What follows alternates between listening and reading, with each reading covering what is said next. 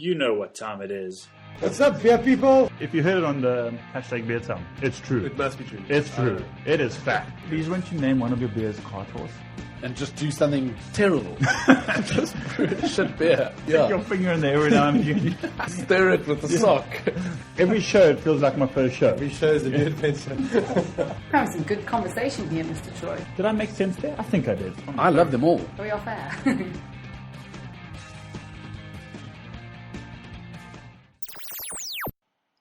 Ladies and gentlemen, welcome to episode 29 of hashtag Beer Time with me, T-Bone Troy. How you doing? How you feeling? This episode is all about Real Beer Revolution, one of South Africa's most popular beer blogs by Mr. Mike Halls. Now, Mike hails from England originally, but he's been living in South Africa for around 3 years or so. We chat about his adventures through the beer world, through South Africa, his recent trip to America, and how he rates South African beer compared to the rest of the world. We're also joined by Mr. Murray from Beer House. What a chap, what a lad. Always great to have him in the studio. Some of the stuff we chat about in the show include joining the BJCP or becoming a beer judge. We also talk about the conversion or step up from a home brewer to a commercial brewer. We also look at the retail scene and just how hard it is actually to put your beer on a tap in a pub or a restaurant. It's a great show. I hope you enjoy it. And as always, let me know what you think. Cheers. It is certainly that time of day when we do one thing and one thing only. It is, in fact, hashtag beer time. The moment you've all been waiting for. How you doing? Just trying to see if I can hear myself. Just hold on 1 second. Test. That's much better. You would think I've done this before. Ladies and gentlemen, it's me, T-Bone Troy, hashtag beer time on Two Oceans Vibe Radio.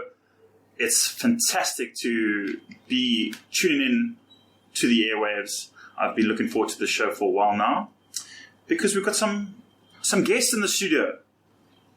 And I think these guests, you might know them, you might not know them, but let's welcome back an old favorite. He's been on the show maybe once, twice, thrice times a lady. He is one of the most soulful, charismatic beer men in South Africa at the moment, and he goes by the name of Murray Slater. Murray Slater from Beer House, how you doing? Very well, thank you, Troy. Interesting introduction there. Soulful, charismatic. That's a new one for me. I like soul music. I don't know if I'm soulful myself, but I appreciate the gesture. Thank you. It's a pleasure. Listen, are you gonna sit like that for the whole show? I also need to kind of find myself. I've got a groove here with my kind of elbow on the table, like I'm sitting at the end of a bar. It feels more comfortable that way, I reckon. Just protection for that chair. I'm trying to find my sweet spots. I'm trying to find it now. Test. There we go. Ooh. Nothing new here on hashtag beer time. Always trying to figure out where the buttons are. And then to my right, in the corner, wearing the black Heady Topper t-shirt with a non-South African accent. He's from the Real Beer Revolution, and he goes by the name of Michael, a.k.a. Little Mikey, Magic Mike. Welcome to the studio. Thank you, Troy. Yeah, thanks for having me. Did I nail those names down? Not really, no, but we'll let you off on this occasion. I really thought I had it. I'm going to turn the music off. Thank you very much. Guys, it's a 1 hour show. We've had a few requests from the fans. They said, listen, 2 hours is lekker, but we want a 1 hour show just to squeeze it into our lunch break.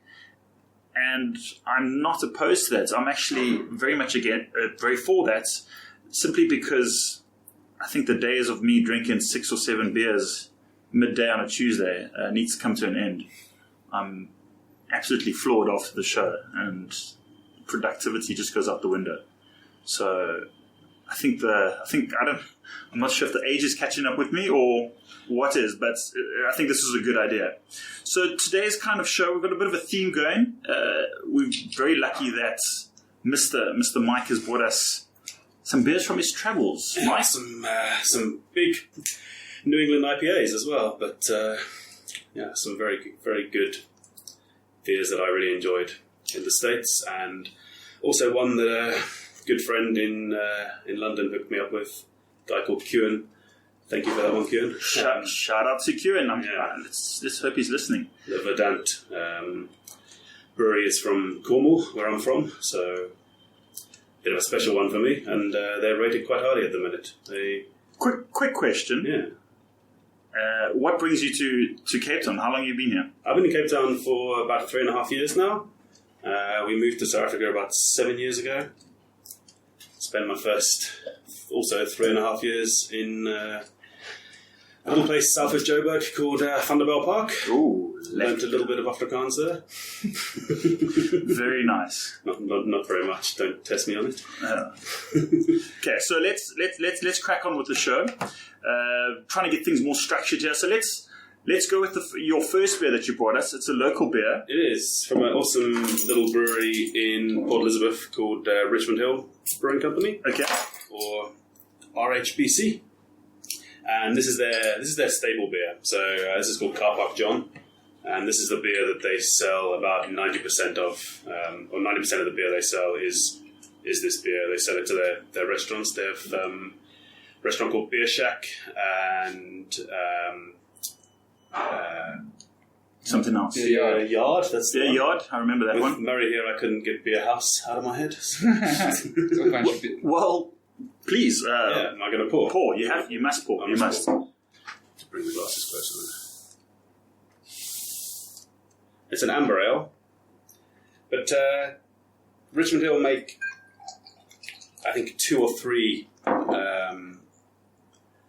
staple beers that are on all the time. Okay. And they make some pretty cool seasonals which just change out, and then they often don't even revisit them. They make them and put them on tap and make something else and put them on tap. And it's quite. It reminds me a lot of some of the breweries that I went to in the States. Where, you cheers. Where you get you get the couple staples that they have on tap, but then they're constantly making different beers and they're constantly experimenting with different flavors, and that's the kind of thing I like. Really, I don't like to go to a brewery and be bored. You go there and you got the same, God forbid, 4 beers on tap that they've always had on tap, and Yeah. they never do anything new. And it's kind of like the old days, isn't it? Where you have 2 lagers on tap that are pretty similar and made by 2 different people, and you have the illusion of choice. But yeah, so this is quite a simple amber ale. Yeah, I think we should get stuck into it because I'm just dying for a sip. I find it quite tasty.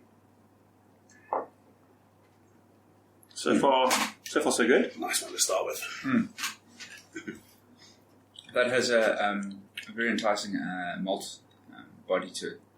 Really full flavour, but then finishes nice and bitter and quite dry, so it doesn't fight you back for another sip. It's not too complex. It's actually quite sessionable and simple. So I think it's a great beer to convert the AB InBev or Heineken drink. Mainstream. Mainstream. We use the word mainstream. Let's do that.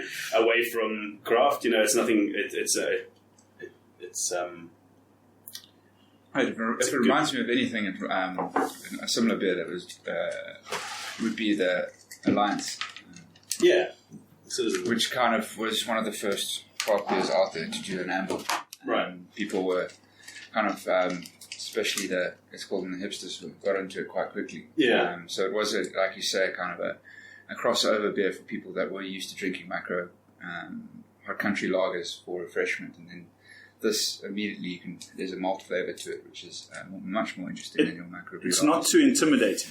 No, not at all.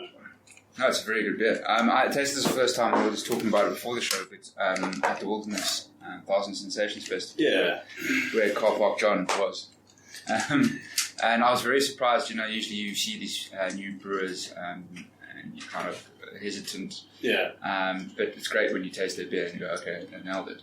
So Neil, the head brewer there, is an excellent brewer, and some of his concoctions he's come up with recently, or some of the limited release they put on. I had a chamomile wheat ale there quite recently, and that was very special. And one of his other staples that's always on tap is a beer called Two Rand Man, which is an Irish. Two Rand Man. Two Rand Man. It's got a cool story behind that name. All his beers have good stories. Well, do tell. We've got time, so you need to tell us a little bit. So there was in fact, if you watch my brewing video, Neil tells the story much better than me. I actually was in PE to brew Two Rand Man on the Grainfather on the small batch system. So we scaled down his recipe and we brewed it. And the video is going to be there on YouTube quite soon. But I'll give you a summary of the story. There was a beggar at the traffic lights in PE that would only accept 2 rand. So if you gave him a 10 rand note, he would give you 8 rand back in change. So a lot of the locals would go there to get their change. They go and break a 20 and get some change. So he was a cult figure in PE. Car Park John was named after a surfer who spent more time in the car park looking out the waves to see if it was worth his time to go and surf or not. So the name Car Park John came from that. So it's kind of like cult figures. Groovy, bodacious PE that nice. They've named them after. But yeah, a really cool place. It's probably my favourite brewery in the Eastern Cape. And, okay, so it's actually worth a visit. Anyone who's listening who's from the Eastern Cape, this is... or even from Cape Town, you can drive. It's not far. Ooh. So tell us a little more about the Real Beer Revolution. It's kind of your brand that you go by. It's quite interesting. I just want to pause there. It's great to have Murray in the studio. Ladies and gentlemen, it is actually a different Murray, believe it or not. I know he just kind of asked my question without me even telling him, but it's great that you can just... There's just so many Murray that they all know what they're talking about. Murray, the co-host. Yes. Sorry, am I stealing your questions again? You are. I'm just intrigued because I've obviously follow your Twitter handle and Instagram, and I know that you go around and do home brews with commercial brewers, and you try kind of compare your beers to theirs. So you've started something that's gained quite a lot of traction. Really I had this idea quite a while ago, and I spoke to a few people about it. And to be honest, I had a bit of negative feedback, and I got put off the idea, people saying that why would a brewer want to release their recipe? That's their intellectual property, and I kind of thought, okay, maybe they won't. And then I spoke to a great guy that we all know called Trevor from Old Potters. I'm going to have to just pause you. This is some guy lurking in the studio. And he just wants to come pop in. So this is unprecedented. Please come in. Oh my God. Ladies and gentlemen, Greg Casey from Banana Jam has just walked into the studio. Okay, crash. This is... I heard it was a can session. we can make it a can session if you want. It is a can session. This Car Park John comes in a can. Don't step on that plug. Hello, Greg. How are you? To what do we owe this pleasure? I was in town. Sure. You were in town, and I see you've bought some cans. He never visits me when he's in town. Just to let you know. So obviously, he likes you. Grab a chair. Sorry, Murray. Grab. I can't stay. You can't stay. Okay, 20 minutes. Sit on. Okay. Sit. Make yourself at home. You and I can share. Hello, Greg. I feel very short. Oh wait, no, I'm crushing something. Well, when you hang around myself and Sean Daffy, Oh, isn't that Daffy guy. How are you? Hi guys. Hello. Now it's a party. It actually works really well with the story, because I think the next brew day we're going to do on Grandfather is going to be at Afro-Caribbean. Oh, well, there you go. So great timing, Greg. So for the people listening, you are listening to Beer Time, believe it or not. We've got Mike from the Real Beer Revolution, we've got Murray from Beer House, and we've got Greg from Banana Jam, also Afro-Caribbean Brewing Company. Mike, thank you for bringing this Car Park John. Were you finished telling your story?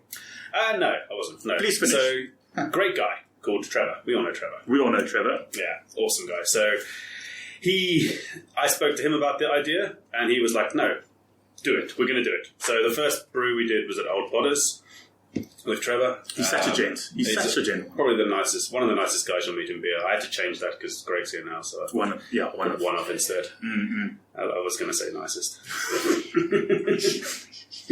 So then since then we've done a brew at Stelli's. We did Bruce's Acre Stout. The recipe for that we released. That was your second one, was it? The second one. Yeah, I remember that. Then we did Nick Drifter's coconut beer. Okay. First coconut beer in... Don't get me started. I'd never brewed with coconut before, so I wanted to do that one. Well, when we... You can always come to Banana Jamaica real coconut beer. We'll try it next month, May. And we also did Steph's Little Wolf, which is... Which one? Hoppy Wheat. The Hoppy Wheat, yeah. Brilliant. Which is being launched on Thursday at Devil's Peak Taproom in Salt River. So we're going The side by side. to compare the home-brewed Hoppy Wheat alongside the commercial brewed Hoppy Wheat, which was brewed on a big Devil's Peak system in Epping, the 8,000 litre... Are you excited? System. I am, yeah. Steph just texted me this morning to say that he's tried it and it's looking good. Right. It's looking good. It's got the haze that it used to have before it was brewed on the big system. So yeah, it's 5 o'clock on Thursday in Salt River, Devil's Peak, Salt River, and for $34 you can Salt get River. both. Okay, cool. Yeah. Okay, so that's a good thing. People listening, Salt River, Devil's Peak Taproom.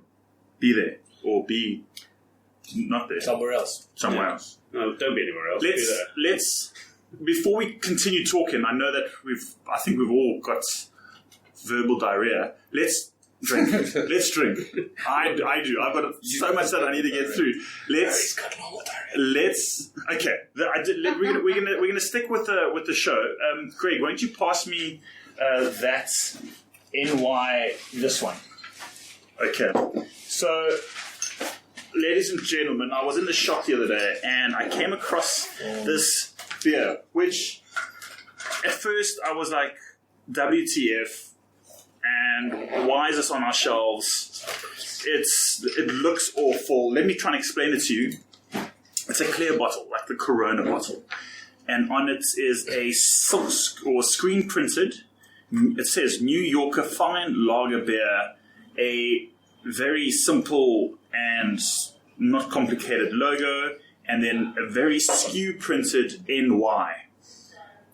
And I saw this beer and I was like, this isn't going to be, this is going to be shit. But before I judge it, let's taste it.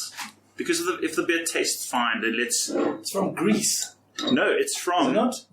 Spain. It's from Spain. So it's a Spanish beer, Spanish lager with... It's called the New Yorker. And very I confusing. want to... That's what I Spanish said. lager called New Yorker, but it looks like apple juice. When So- they brought it to me, it's banana jam. I also looked and I went, huh? Piss off. And? And they told me I didn't even taste it. I was like, no thanks. Politely. It doesn't smell terrible. It doesn't smell terrible. So It smells like fresh wort. it does smell very worty. So, without sounding too snobbish, I was a bit offended that there's this kind of beer hitting our shelves. And, I mean, we kind of expected something like this happening with, ABI taking over SAB, Heineken taking over some of the smaller craft brewers. We're kind of anticipating our shelves to be kind of, maybe not dominated, but starting some shelf space go into these this wolf in sheep's clothing, or these crafty beers. So I'm just trying to smell it. It's got a bit of a slick, got a bit of a slickness. It smells okay. It's a little bit worty, as in unfermented beer, Sweet. but Yo. very Apple got juice. a bit of sweetness on the tongue. Maybe some diacetyl. I don't know. It shouldn't be in a clear bottle to start But with. anyway, so Sweet.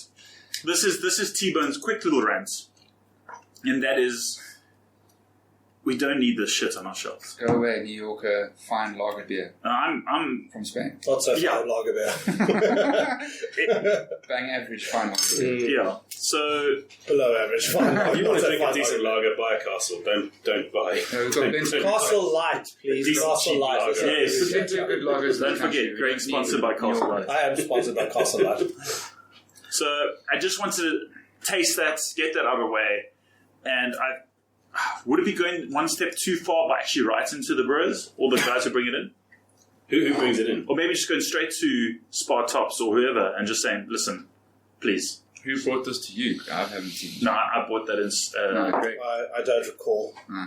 It was the third. It was funny enough.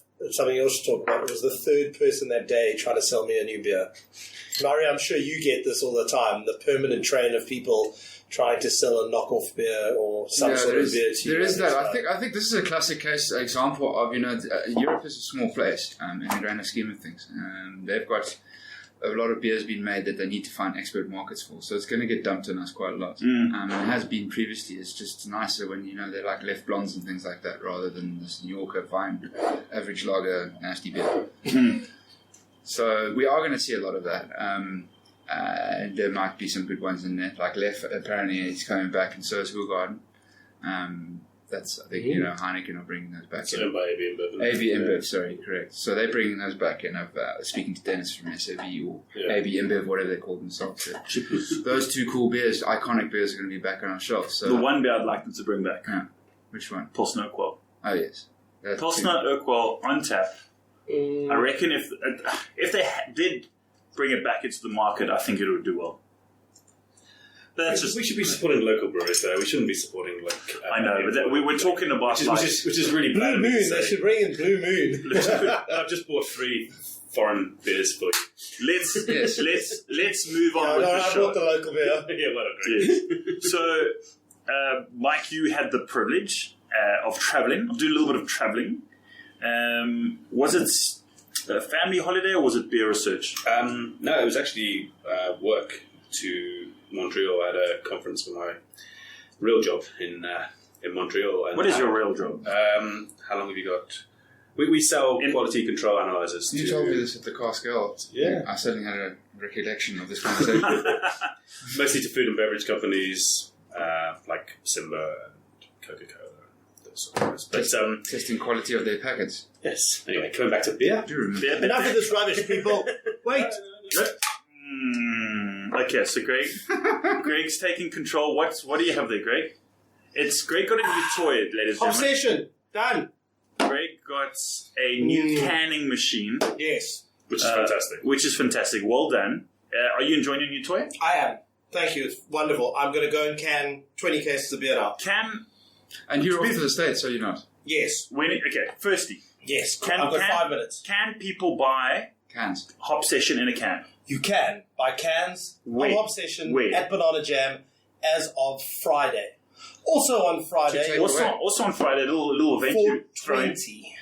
What is the 420 Fest, Greg? That's a lot of marijuana. No, 420 Fest is originally 420 is a marijuana term or a term for marijuana, but as we all know, hops is the other marijuana, the marijuana of Hops beer. is the closest relative to. Yes, the sister plant. So we are launching 2 beers.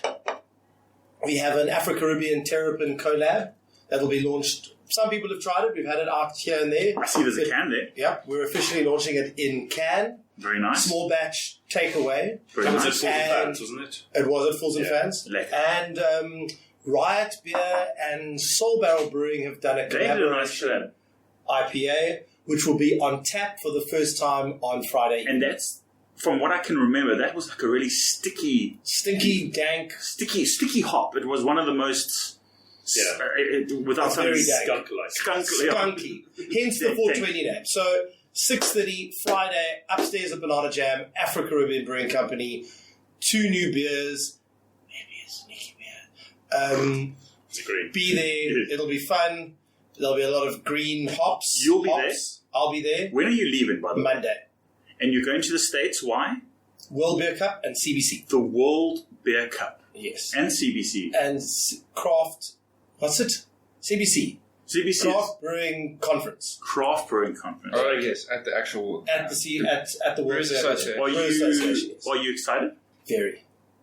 That's why I'm not going to drink your cans of imported beer because I'll be rolling in. Rolling in. Someone cans else is going to be coming back with cans. Yes, so. I am. You will see me on the show a lot. Yes. Please. Now, the lady with the ticketing downstairs is going to overcharge me if I don't leave soon. Please enjoy the beers. Please enjoy the cans. Guys, one other thing. Can drops over the weekends at Banana Jam going forward. We'll be doing limited edition beers in can. We have an off-sales license, so people can buy you can at the come brewery. buy at the brewery and take away, starting on Friday night. That's awesome. That's very nice. See you there. You're one of the only places that can really, brewery that can really. No, a few people have off-con, Do they have? but Okay. no one has off-con with cans. Not even Devil's Peak. I think these Sorry. guys might have now. They have canning now. Interesting enough, that Car Park John from what's it? Richmond Hill. Yeah, Richmond Hill. They've just Okay. bought the canner, the old canner from the can with a donkey on it. What was it? It's the cask canning system, but it was from the guys in Thunderbell or yeah, with a donkey on the can. Yeah. Don't you remember that really bad beer with a donkey on the I can? can't remember. It was, very bad. But now they've also got a canner, so cans are coming. They are. That's awesome. You can explain how awesome cans are. I'm leaving. Bye. Bye, everybody. Gate crash done. Greg, we'll see you on Friday. See you Friday. Cheers, Friday? Greg. No. I can see you've got children's eyes. Yes. Okay, bye. Oh, watch out for the plug. Watch out for the plug. Thank you for dropping some beers off. Cheers, Greg. Pleasure. See you next Tuesday. Cheers, Greg. Ladies and gentlemen, Greg Casey from Banana Jam. Damn it, I forgot to ask him if we still got our free beers every time we mentioned the word Banana Jam. Right, back to some order and control. It's a nice beer. What started off as maybe 4 beers is now 1, 2, 3, 4, 5, 6, 7. I'm not going to drink 7 beers. I'm not going to drink 7. And you've lost 10 minutes of your show to guerrilla marketing, so you've got 30 minutes for 5 years now. We're all for that. No, but Greg is, to wrap up on Greg is making some delicious beers, and it's great that he's canning, and he is one of those gentlemen who's leading the way forward for South African beers. Let's move on. Let's do this. Let's listen to this. Oh, okay. They just sound better when you open Tell cans us- as well, don't they? That sounds amazing. Tell us, Verdant, where's that? Verdant is in a little town called Falmouth in Cornwall, in England. They're quite a small setup, I think. I'm going to go there in June Okay. or July when I'm in the UK. So I haven't actually been to this brewery yet. As I said, Kewan hooked me up with this beer. I just thought it had quite a cool name. It's Troy. I want a Hilux when we change it in a minute. It's So we're going to change it. It's called Roy, I Want to Highlight. As in a Hilux Bucky, and it's As got in a like Hilux it's Bucky, got a yeah. gold silhouetted Hilux Bucky on the front. It's something you would probably expect to see in South Africa. But Verdant See, call me ignorant. I thought Hilux was South African. Well, it's a brand that's worldwide, but it's obviously very, very popular here. It's like Yes. kind of part of our culture, Hilux Buckies. So it was weird to see it. And then I saw the name Verdant, which reminded me of something maybe in Canada or like Yeah. France or Switzerland. And then you say it's from Cornwall. So It is, yeah. And they're making some amazing beers. They did a collab with Other Half from Okay, New York yes. recently, and I got to try that beer, fortunately, as well. Another guy from the UK called John, the craft beer runner, he brought it over for me. It's nice of John. And we tasted it at Drifter. I think you were invited, Troy, you just didn't come.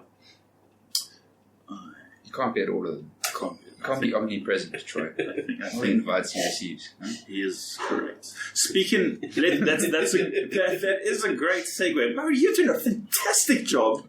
This is a great segue. In terms of events, now, this last weekend we had the Cask, in the Shadow of Giants Cask Festival at Springbok Pub in Newlands. And on the same day we also had the Stellenbosch Beer Fests.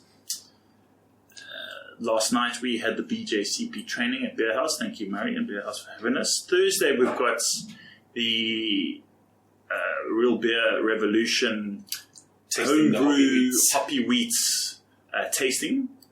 And then on Friday, as we've just heard, we've got Greg from Banana Jam. He's got his 420 festival.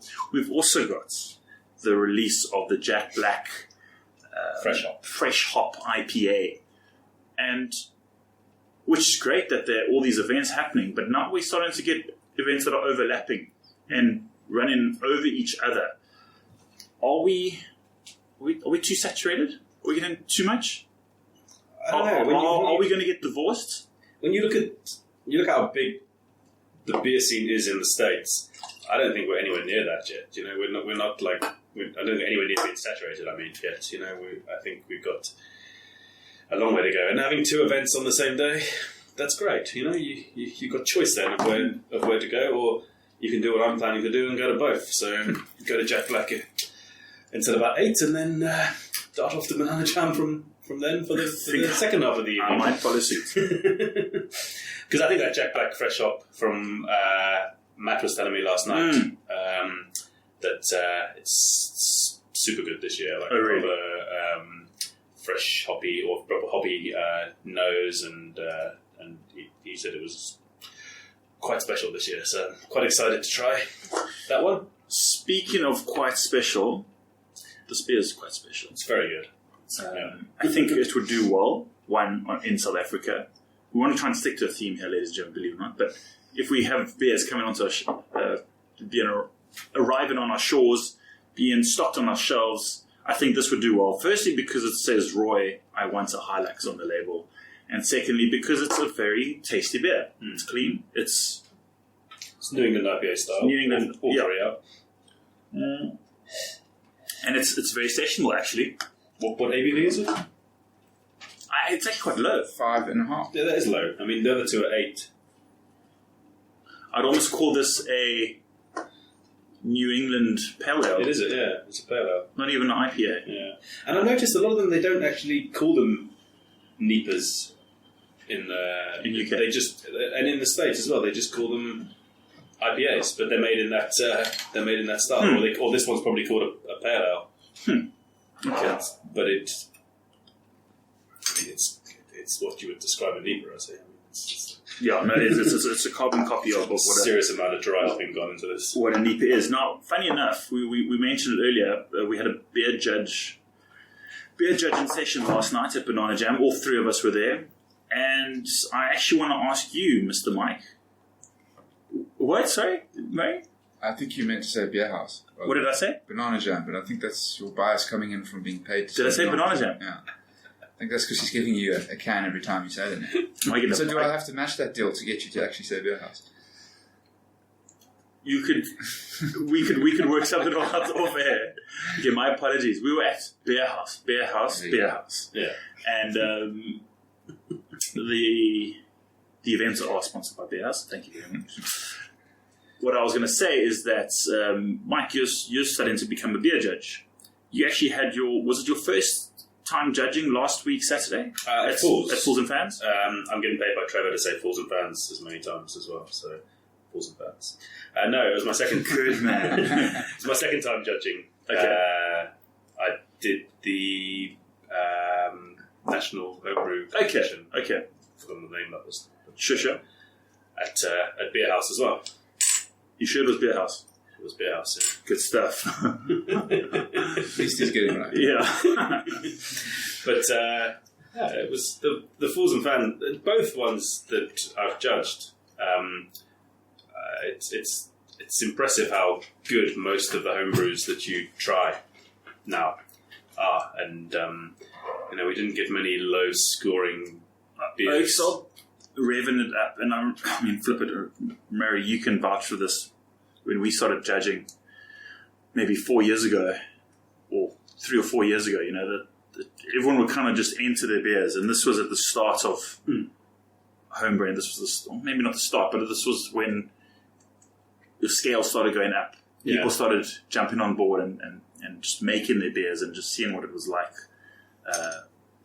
in terms of a professional judge score. But yeah, I can say that the beers have drastically improved. As you said, Mike, only medium to high scores now. No, I mean, I did see one bad score last week, but it was an off. It was sour, unfortunately. So so it's a good percentage to have. But that could be anything.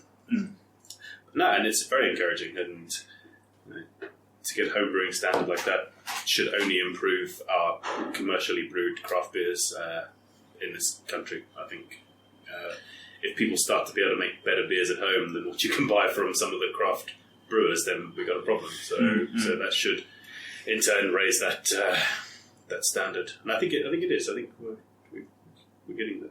Murray, question for you, and it's in relation to Beer House. Why does Beer House sponsor these evenings? When I say sponsor, you guys hand out jugs of beer. You were handing out bottles, cans. You were hosting us, letting us use your second room. What's the point of you guys throwing so much time and energy and money into these kind of things? I guess it's our survival is down to the education of the market. So obviously our value proposition is a variety of beer. And to keep our market, we need to educate it. And having more beer judges out there, improving the quality of beer in South Africa is of long-term benefit to our vision and our goals. So us sponsoring Jugs of Beer and holding it and hosting beer judging sessions is very much in part of kind of us getting to our vision. So we're more than happy to do it. We want to be kind of seen as a platform for local microbrewers to shine on, and for them to do that, they're going to need feedback, and they're going to need people out there that are able to give them constructive feedback towards how to make their beers better, and that comes from BJCP judges. So. And it's also a lot of fun just to learn about stuff about beer and also drink beer at the same time and get together with like-minded people. So it's a no-brainer for us. Yeah, and there are some very nice guys who attend these sessions. Yes, gentlemen. Generally, the people in the beer world are 99.9% awesome. So there's unstable. Yes, 1% unstable. We know a few. Yeah, stability is relative. From the outside, you might not look stable, but you generally are. So I think it's a great bunch of people, and it's a community. The community has grown with the craft beer movement, and it's great to see people on a monthly basis. You switch, it's changing gears a little bit, but you mentioned opportunities for microbrewers, and correct me if I'm wrong, but I think one of your your biggest hurdles is getting everyone on tap. Obviously, you'd like to have as many children come in. No, that's a bad analogy. You'd like to have. You'd like to have. You'd like to have a tap for everyone out there, but I mean, it's obvious. It's you must struggle with it. I mean, how are you guys kind of getting around that in terms of more space to play? They call it beer real estate, I think. Yes. I have heard it called that. And they're talking about tap space, and obviously lots of microbrewers don't have the capital to invest in taps or their own tap rooms, which is generally the way to go, really, if you want to sell your product and get the margin that you need to grow your business. So getting taps in places is very tough. And for us, when we first opened, putting together 18 taps as it was, in 2013 was a struggle to get, 13 to 18 quality beers. Now it's the opposite. Now it's like, who do we leave off? There is really a plethora of great beers out there. Sure. So, I mean, it's down to a decision based on number one criteria is the product and the quality of it. Second is, how does it fit into our variety? Because you can't just have 20 lagers. You want to have a variety of beers that reflect what's out there and give people a journey of flavors. And then thirdly, price points, because you need to be able to be inclusive and have enough beers at a certain price point that is affordable, and you need to go through the ranges. So it is tough. Businesses are opening and closing, beer businesses, because it's the route to market is the biggest challenge. But I'm more than happy to sit down with brewers and chat over a beer, give them some 2 cents worth of how I believe the route to market should be tackled. Sure. But essentially, there need to be a lot more beer houses out there to sustain the growth of the craft beer movement. So they need a route to market unless they're going to invest in their own tap rooms. And so, that's the challenge we have going forward. With this training of beer judges and knowledge of the public and increase in microbrewers, limited shelf space, it's definitely raising the bar in terms of good beer. So have you seen over the last few years while you've been the beer whisperer at Beer House? Have you seen this buying climb? Is it definitely more players entering the market and that their level of quality is improving? Yes, I think it's without a doubt. I think the overall quality of South African beer is grown exponentially over 5 years. And just the range of beers that are available now and what people are doing. I mean, this year is just the year of the collab so far. It's great to see. It means that our market is maturing, that brewers are getting together. It's about time that Oaks have started doing this. Guys are getting together and sharing knowledge and brewing beers together, and it's creating excitement in the industry. And what obviously Mike is doing is exactly the same. He's going and working with brewers who are now, happy to share their recipes because the market is maturing. They believe in themselves. They've got the equipment. It's about sharing. Our community is way too small to be keeping stuff to ourselves. So we need to be able to work together because there's bigger enemies out there, and that's the Behemoth macro breweries and also wine, to your point.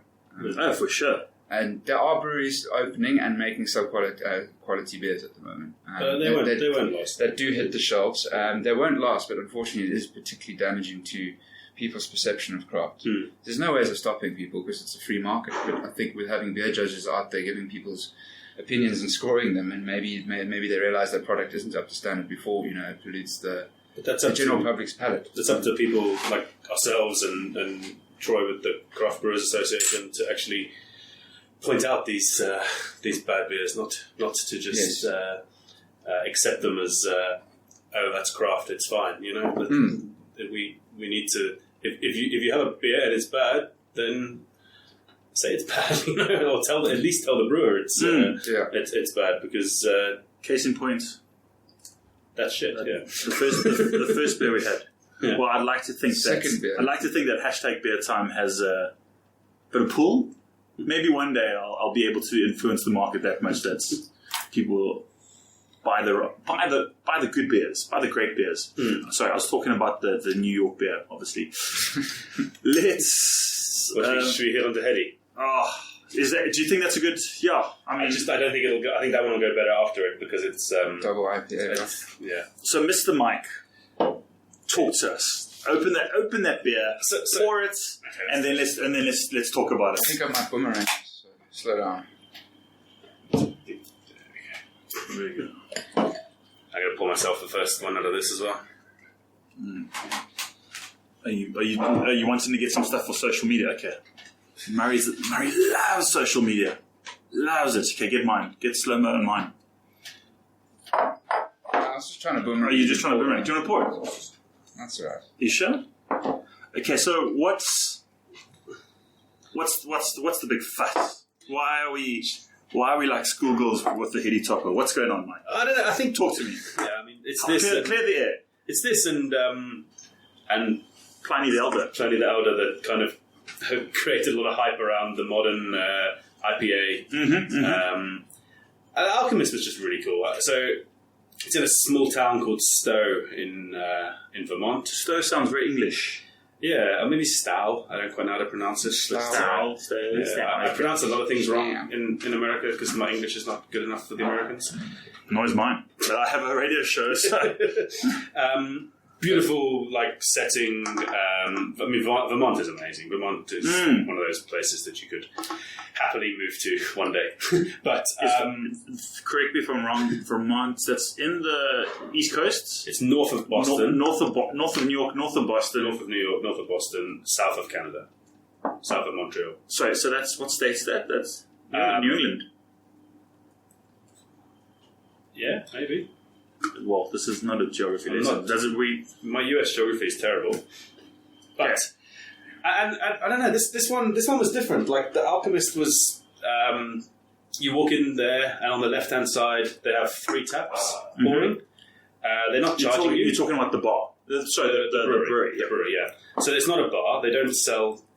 Are you happy, Murray? You're making good faces. Yeah, it's just actually done something in my mouth, which is an explosion of fun. It's amazing. I just had a sip and had a bit of a spaz up. It's incredible. No, that's great. That's what we want. We're going to get that. It's all being recorded. I forgot this. Oh dear. So they don't sell pints. They make that into a gift. Yes, continue, Mike. You can literally go and taste the 3 beers that they have on that day. One of them's probably always Heady. And then you can go and buy your cans and your t-shirts, and whatever else you want on the other side, and you can sit down and enjoy the tasters in the brewery. Oh, the brewery's right behind you. It was just a different ethos, It was a different way of doing things that I hadn't really seen before. That almost like a festival vibe, but in their brewery every day, giving you a taster of the beer, not. I went to Trillium, which is also a really amazing place in Boston, but then you buy a 8 ounce, which is also like a taster size portion, and some of those were $9-10 for a taster that sort of stuff. Well, no, it's not a taster. 8 ounces is 300 ml or something like that. So That's a taster. It's 250 ml. Have a flight of tasters. You done? So the way that they set out. I thought it was quite cool. It was like, come in, try our beer, whichever one you like, buy in cans and take them home with you. I think it was Try to get my previous guest, Dane, who is living in North Carolina now, who had a similar kind of message from the brewers in and around that state, or just in USA in general. It's like, visit the brewery. If you want to taste the beers, go for it. Taste all of them. Yeah. And then you're going to probably buy your favorite ones to leave with, and that's, I think that's Tap House. Just watching people buy. I think the Tap House at a brewery kind of doubles up as a marketing exercise or a showcase. Yeah. I suppose they could go down the route that a lot of wine farms do, but it doesn't get the greatest reaction, especially from locals in Cape Town. Is you have a free tasting if you buy. But if you don't, you pay per tasting, which has its critics. But I can also, from a business point of view, understand that maybe not so much in America, but maybe in other places, people will come and take advantage of that and literally just taste all your stuff and walk out. Like Cape Town. Well, I don't know. Maybe wine farms get taken advantage of. That's potentially why they are now charging for tasting. Well, my dad used to tell stories of days when we're talking 1970s. Used to hop in the old combi and go to all the wine farms, and it was all free. You could just taste all the wines. So maybe the beer scene will head that way. 10 years, 20 years time, charging. Maybe Who knows? also, if you have to charge, give them an option of a really small amount, so you don't have to commit.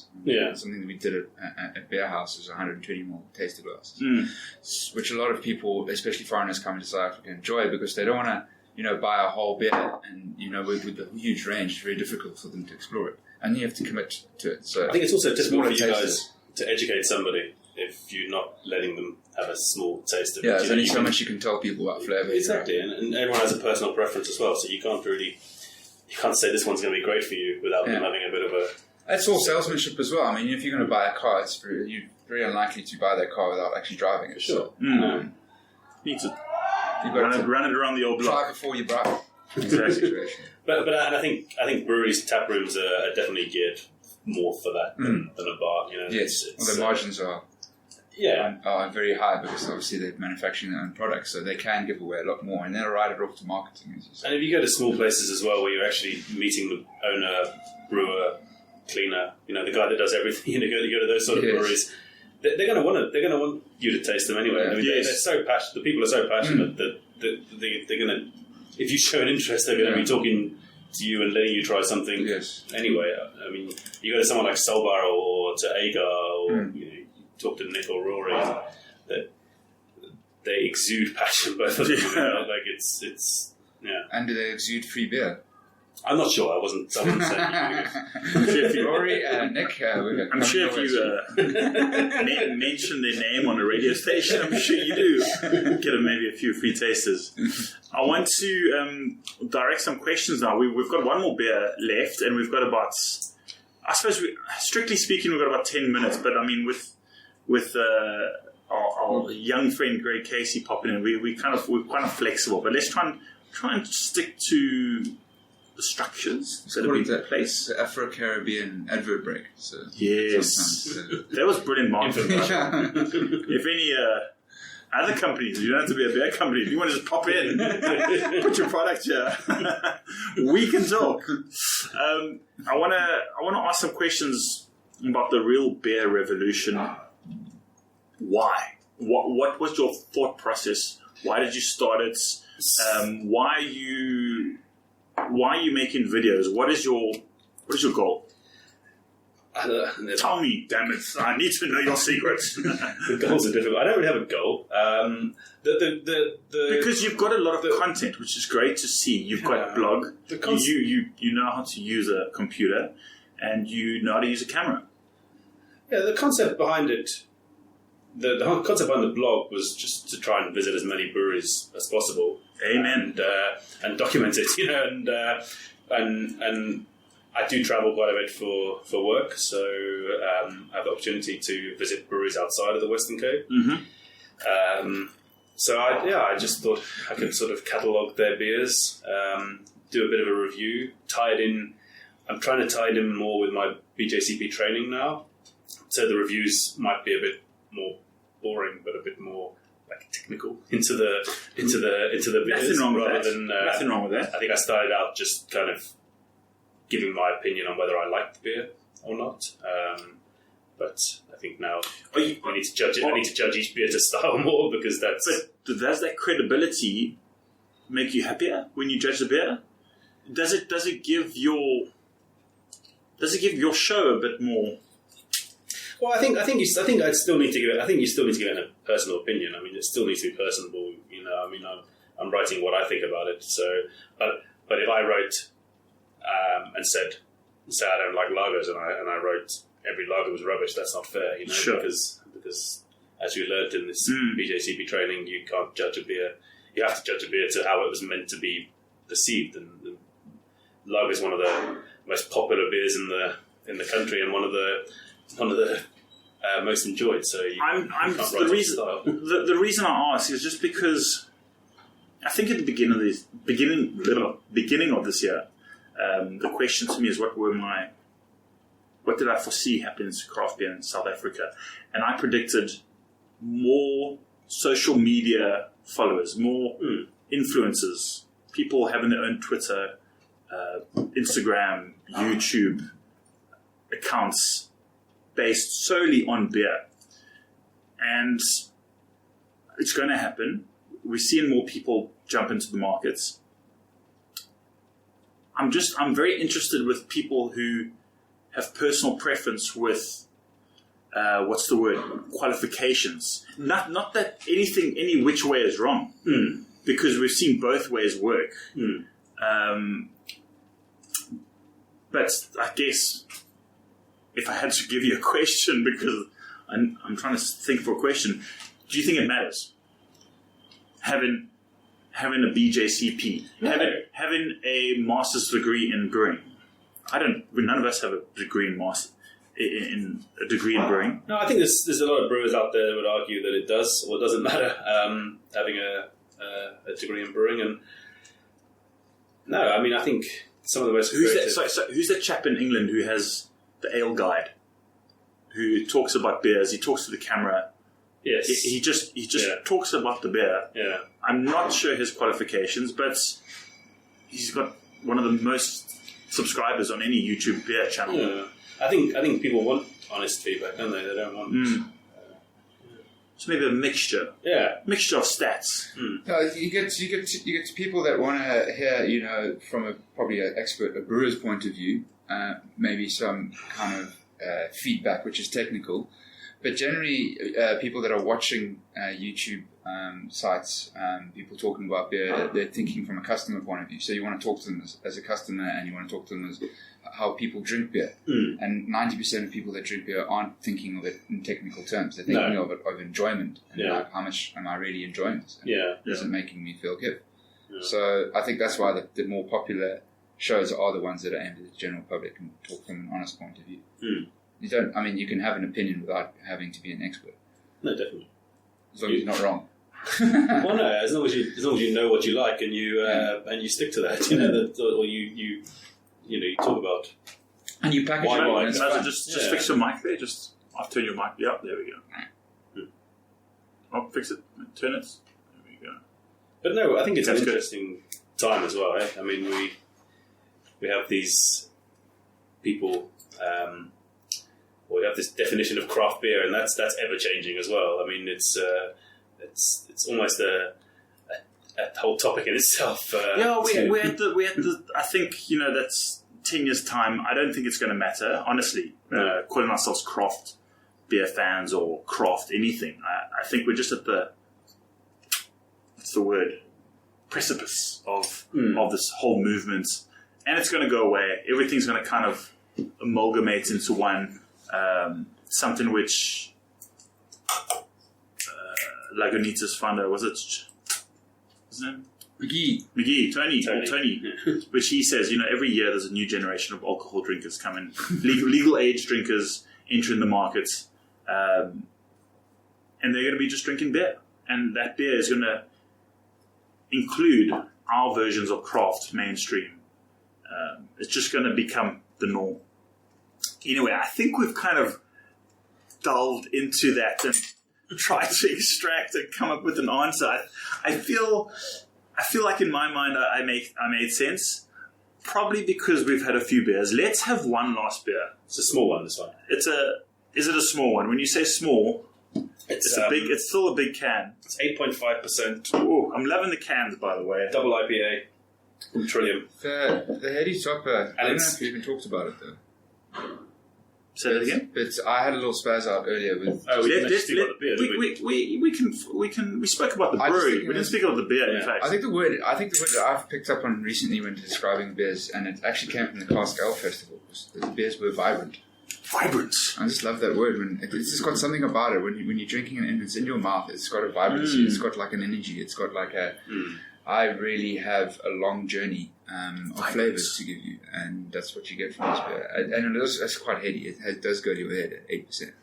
So just turn your mic around. Turn your mic. It's interesting though, because like 8% was a little bit more. Sweet. Okay, stop there. Let's go and talk. Ahoy. There we go. Yeah, it's got a bit. It's so sensitive. No, I can hear. Wait. Turn it again. Turn it a little bit more. It's fine. I can borrow mics. Okay, stop. Stop. Okay, let go. Okay, say something. Hello. Ahoy. There we go. So 8% was like the standard there in the States for beers. I mean, it wasn't that wasn't considered a big beer. That was just. Sure. I had a 14.8% Imperial Stout. That was considered big, but this. So yeah, this is from Trillium. Are we going on to this one? Yeah. So you're going to bring back the word vibrance. I'm trying to bring back a word groovy. Groove. Do you think that groovy could work in a beer? This beer makes me feel groovy. This beer is groovy. Depends if you're being serious or not. It depends on your company or context. Vibrance. See, vibrance would probably work a little. I'm gonna start pushing for groovy. Groovy. So groove. Groovy. Sound very hippie there, groovy. It's 80s. Maybe I should wait a few years before this comes back. Let's open that last beer. Oh, you saucy devil. So this is another American beer, and it has been aged in? No, it's been brewed with Pinot Gris juice. Oh, I would have assumed it would have been barrel. No. Obviously not. So it's a double IPA, so I assume it's fresh. But a bit of grape juice in there. Well, Interesting. sure. So very, very murky. I'm assuming the bits floating here are maybe some flour, even. Maybe, yeah. Flour? Yeah. As in with the New England IPA style. I mean, that's not a New England style, but I mean, it's cloudy as hell. And I've got some white bits. I don't know if it's yeast. Might be yeast. Might be hops. it's got floaters. Oh, it's nice and fruity, stinky, like that wet That's a really nice aroma. melon, granadilla. Definitely some of the one of the C's of the hops. The three C's. What are the three C's? Cascade, Centennial, and Citra. It's five there, Columbus and... No, but or they shortened it to three. Sorry, it's Chinook. What did I say? Cascade? I can't remember. Chinook. It's an 8% beer I got. And it's not Columbus. I forget. But no, there are five, you're right. It's a beautiful can as well. I mean, just a bit of art of a phone, because the beer's called Dialed In. So they actually sell these pictures. So the artwork on the can they sell as a canvas that you can buy in the tap room and Amazing. Put that on your wall. Not with the writing, just literally that picture of that phone you could buy. And I did buy one. I don't know if it's that one. So you did actually buy one. Why? Yeah. Why? Just because? Just I don't know. I mean, I'll put it on my wall and it'll remind me of that experience. It's quite a special experience. The trip we had was awesome, and I think Trillium was one of the highlights. We went to both their premises. So they have a new one in Canton where they brew most of their beer, and that's where their tap room is, and that's where the only the place you can buy their beers on tap. Yeah. And you can also buy cans from there. And then downtown Boston, they have their old brewery, which you can't buy. You can't taste the beer there anymore. They don't have the taps there, but you can buy cans from there. And the artwork is... Yeah, it smells phenomenal. I can see you being drawn in with your other senses in terms of artwork. Yeah. I think Honest Chocolate, just up the road, do something similar. They have different artists doing different labels for the chocolates, and then you can actually go buy the printed works afterwards. Which, if I had a choice between chocolates and beer, I would go with Yeah. But chocolate's good. chocolate is good. Chocolate stout, maybe. Why do you think the Pinot Gris juice? Why the grape juice? I don't know. But I mean... What do you think it does for the beer? I'm trying to work it out. But it's a concept that I've seen a couple times here. There's a brewer from South America that was in Cape Town recently, and he did a beer with some Pinotage grapes in the mash, which I've got a couple of bottles at home. I need to actually... Well, Red Sky make a Pinot Ale hybrid, and JC I know does JC does a few hybrids as well, so it is a thing. Obviously, I was just thinking now, I mean, grapes, Western Cape, the wine. There have been a few hybrids, and if this is becoming, a fashionable thing in the States, then there's plenty of opportunities here in the Western Cape for grape juice to be put in a beer at some stage, whether it's in the final product or in the actual process. Yeah. But it's interesting. What do you guys think of it? What does it do with it? What does it do to the beer? I don't get much actually from the grape, to be honest. Maybe you get a little bit more dryness from it. Like what's the word? Vinous. Yeah. I'm expecting a bit more of that red wine kind of aftertaste hitting me, but I'm not. You just, it is a Nipa style, and you do get a lot of the hops. You're mostly getting the hops on the nose, aren't you? It's quite medium to full bodied for an IPA. Yeah, and it does have that. It's 8.5%, so it does carry some body with it. Yeah, and I think that might hide the vinous notes of the grape. Yeah. Just in case people are listening that don't know what we're talking about, we're talking about an IPA, a double IPA, 8.5%. What's double IPA? Just a stronger alcohol. More higher IBUs and higher alcohol, ABVs. Yeah. Because IPA is an Indian pale ale, and can you get an imperial? Well, Imperial Yes. Imperial was the name given by the English version of, and then Americans call it double. So it's essentially the same thing. I think the style guide that says double now, they've got it done away with. Yeah. The word Imperial is just generally a nasty word. It reminds people of imperialism and all sorts of other nasty things that went with it. So The good old days. yeah, so it depends. Depends which flag you have.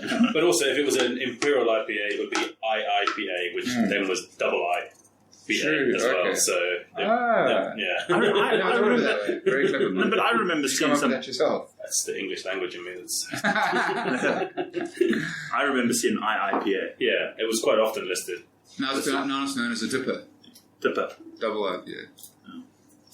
And then, sorry, to finish off, so we're talking about a double IPA brewed with Pinot Gris juice. Pinot Gris being Pinot Pinot Gris. Pinot Gris. Come on, try Gris. it. Pinot. You gotta Should be classy here on hashtag Beer Time. Wonder what Pinot Gris is, where they get that flavour from. Skins? It says juice, I think. It says juice, doesn't it? There's not much in terms of descriptions on the label. No, I think they've added it to the final product. Potentially, I don't think they've fermented with it. I don't know. I don't get It tastes like it's kind of been put in to dilute. Move, yeah, there we go. To dilute the final product, which is probably sitting around 10-12% at the end. But I don't know why they would have done that. No, I don't know. I would assume they put it in the fermenter. In the fermenter? Yeah. Okay. Or maybe to take what natural sugars of it. To get some, to use some of the sugars for alcohol. I would assume, but... Well, I don't know. I think Google... Next week, have you got the brewer from Trillium on the show? Yeah? Yes, exactly. we'll ask him. Organise that, Troy. But after saying all of that, so this is a delicious beer. It is with all these beers you've brought us are delicious. Thank you very much. I'm super impressed with the Car Park John. I really am. Yeah. It's great to see a local South African brewery that is making a delicious, simple beer. Easy beer. And I mean that with the greatest amount of respect to them. It's clean. It's great. It's and they do some very interesting beers. They've got a smoked ale on tap at the minute there. A smoked ale? Smoked ale, yeah. What also impressed me is when I approached their stand at the Thousand Sensations Festival, is the guys behind the taps that were pouring the beer actually knew a lot about beer and were talking about their product with passion and knowledge. Yeah. Which you don't always get at festivals from beer stands. Sometimes, people have sent representatives of their brands, hired people to represent their brands. That is why Fools and Fans, the brewer has to be there. And that's one of the things that makes Fools and Fans so special, was that you're actually speaking to either the owner or the brewer or the person that was actually passionate about the product. I haven't even been to, it's been 2 years this has been going on. I haven't been to one yet for various reasons. Well, I can tell you, I'll give you a little... I really hope Trevor's listening. Yes. Yeah, what a gentleman. We've even since the festival finished, Trevor, mainly Trevor has been a busybody, but we've been flirting with a few brewers. And I can flirted, lots of flirting. Trevor, he's a saucy devil. We've been flirting with a few brewers. We've got some really awesome brewers lined up for next year, and I'm not going to talk about it just yet. It's exciting. I've seen a couple of the potentials, and it's exciting. I know you've. Yeah, if you find us on social media, you might have seen some of this flirtatious activity, mainly from Trevor. But yeah, I can tell you, even now we're getting excited for the third festival. What I've heard, it's booked for the 6th of April, so mark that off right now. 2019. Well, I'm there. What I have heard from people that went to the festival... Your daughter will be one by then. Yes. Can you believe that? Yes, we'll celebrate. Congratulations. Thank you, Troy. But what I'm trying to say is what I've heard, the feedback that I've got is that Fools and Fans Festival that happens in Greyton now on the 6th of April 2019... Yep. First Saturday of April. It's having the potential to become the Western Cape's version of Clarence.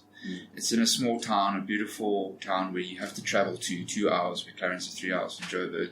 So you have to commit to it. You stay in the town. You become part of the small Western Cape town. Yep. The brewers are all there. One of the criteria I think that you guys put down for this festival, which means they have to be on their stands. So you're talking to someone who's actually making the product, which is a big difference when it comes to experiencing beer.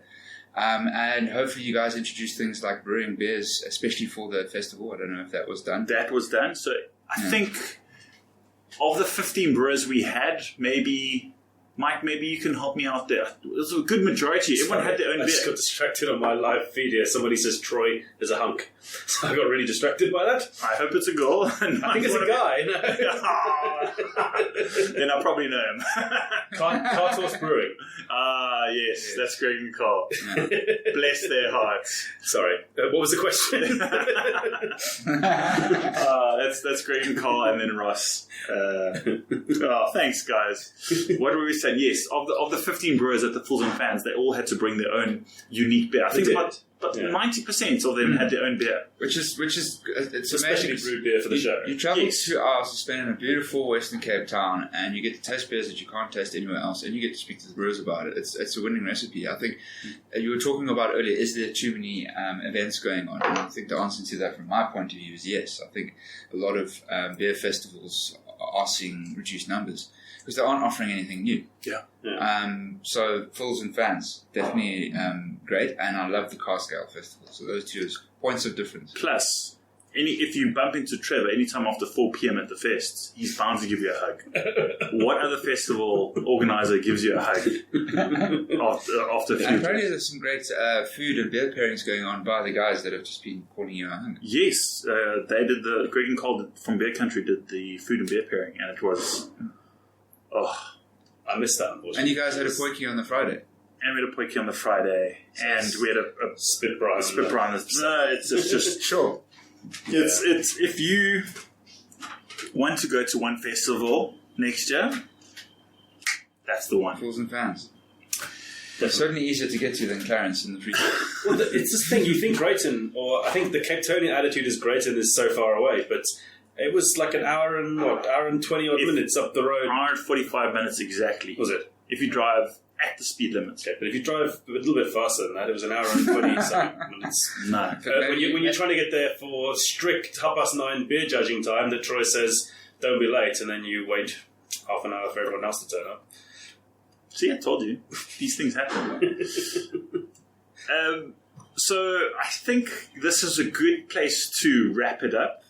I'd like to just go over what's coming up in the next week or so. We've got at the Devil's Peak Taproom this Thursday.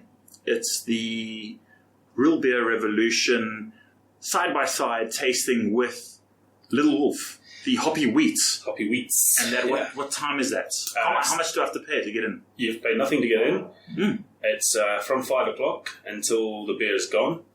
And we only have 20 litres of it, so I would suggest to get there quite early. So it's free. I can rock up from 5. And you, for 34 Rand, you get Steph's original Hoppy Wheat, the proper Hoppy Wheat, and you get the version that we brewed on the Grainfather In bottle. in 340ml glasses. So they're both in kegs. So Okay. so you get a Is 340ml. there going to be of some both. sort of blind tasting? There's not. I mean, I think we might. Is there best dressed? Trevor promised to wear a tux for the event again, Okay. but no, we normally do them side by side, and I try and get a couple people. I try and film a couple people tasting them to get their honest feedback on the both. It's not going to be a difficult one to tell the difference between the two, so blind tasting won't work so well because Steph's new version is super clear. The clarity is perfect on If it. you're blind, then you don't see. Oh, and that's Blind. So you get the old blindfolds out. Okay, well, you can bring some blindfolds from your personal collection. I'll bring my airplane. Yeah. Secret things. And then on Friday, 2 events. We've got the Jack Black Fresh Hop IPA. It is an IPA, right? Yeah. So Jack Black Fresh Hop IPA, where they've added fresh hops to their IPA, and that's their launch this Friday at the brewery. I think that's from 5 till 6, I think. 6 till 6 till 10. 6 till 10. And then if you can't make that, you can always join Greg at Banana Jam Afro Caribbean for the launch, or I suppose their 420 festival, the launch of a few of their new beers. And That's from 7 o'clock. that's from 7. So look, play your cards right with your partner, and just make sure you rock rack up. up your brownie points. Brownie Rest of points. it. Yeah. Guess who's making dinner tonight? This guy. 2 thumbs. This guy making a delicious casserole. And if you got time, I would love some more of that seed bread that you made. So Did you enjoy that seed loaf? It is probably one of the nicest breads I've ever eaten in my life.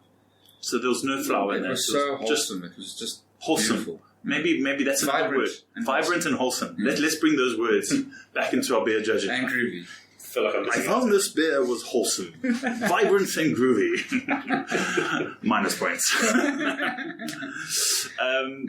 Mr. Mike, thank you very much for joining us on the show, and thank you very much for bringing your cans.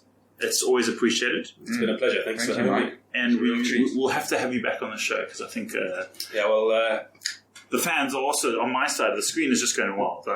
the UK trip over the winter, their summer, we'll bring back some more beers then. So Please seek out some At least- Magic Rock for us. Okay. That'd be amazing. Magic Rock, that's from Liverpool. Where are they from? Magic Rock's Huddersfield, so... Who am I thinking? Cloudwater. I'm thinking of Cloudwater. Cloudwater? That's Manchester. I do have some cloud water in my fridge now. Actually. Oh, really? Liverpool, Manchester, tomato. No, don't say that. Don't say that. Mr. Murray, thank you very much for joining us. Always a pleasure. I really like Your voice is sultry and smooth, and it's just I don't need to touch the dials here or anything. With Mike and I have to adjust and I have to get the balances, but you have a good voice for radio. I really like your 1 hour segment. I think it's a good way to go.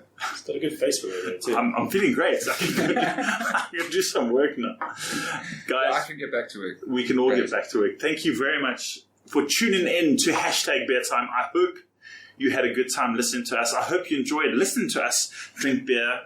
Just remember, drink local, drink good beer, don't drink shit beer. And if you do drink any kind of beer, let me know, hit me up, tweet me, DM me, FB me, WhatsApp me.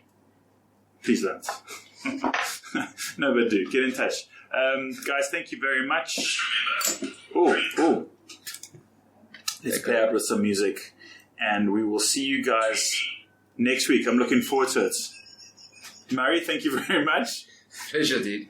Thanks for Mike, having thank me. you very much. Cheers, thanks, Troy. Cheers, guys. Ciao, ciao.